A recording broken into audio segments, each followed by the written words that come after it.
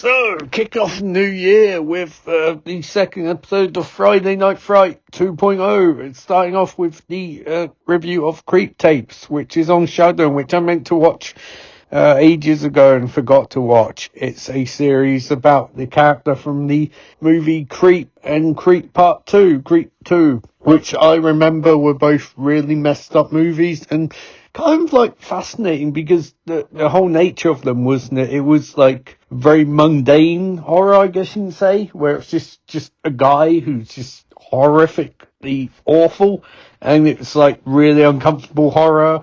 It sort of gave you a bit of a chill down your spine because of the way it dragged out. So, calling this late on Friday, dragged out sequences and just make you feel just general sense of unease.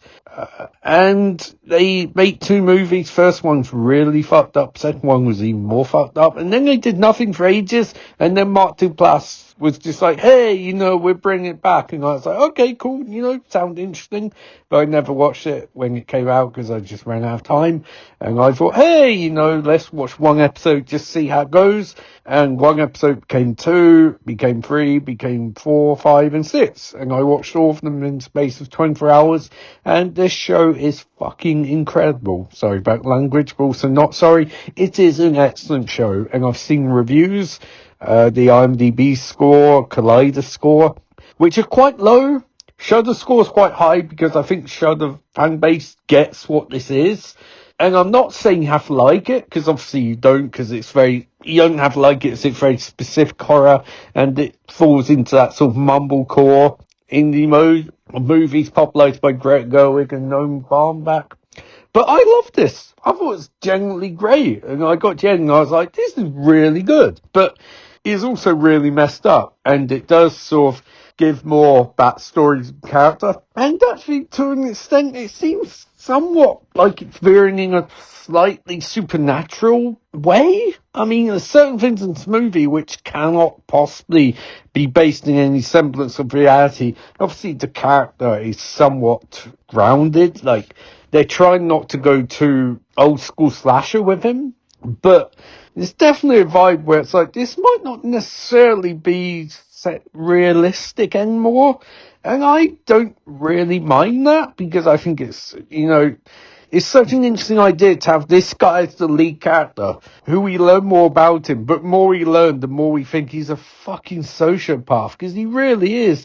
He's a horrible person. And even in last episode, sorry, spoilers, so if you still listen 10 seconds, there'll be spoilers.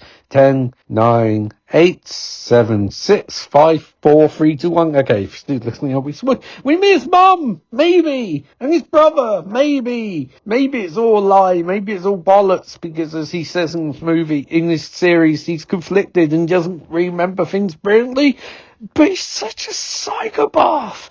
And it's just like, it's one of the great things. I think the reason people are so critics are so against this is because, like, you're suspecting a TV show like this, and that we get more of a sense of trying to understand him. But more information we learn about him, the worse he is. He's just awful. He's one.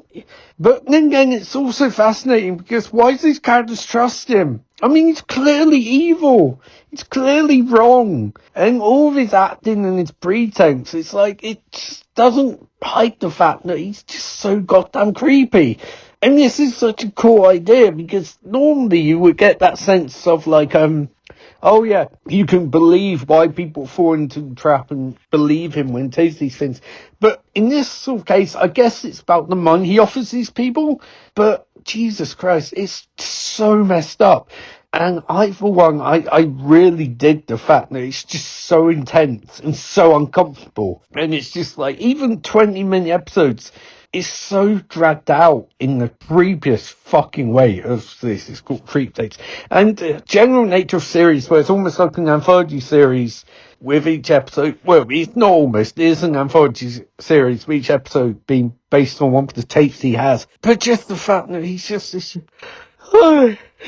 nightmarish human being. So I loved this. I thought it was really, really good and really, really disturbing. And I can't remember last time I watched 6 episodes of anything this quick I guess Douglas is cancelled from last year, which is also really, really good. But I'd say if you want to see something which is unique and odd and really, really, really, as I said, fucked up, watch the Creep tapes on Shudder. It's really, really good. And it's a great way to start the year. So there you go. I'm going to say 4 out of 5 for this. I really enjoyed it, and I would watch season 2.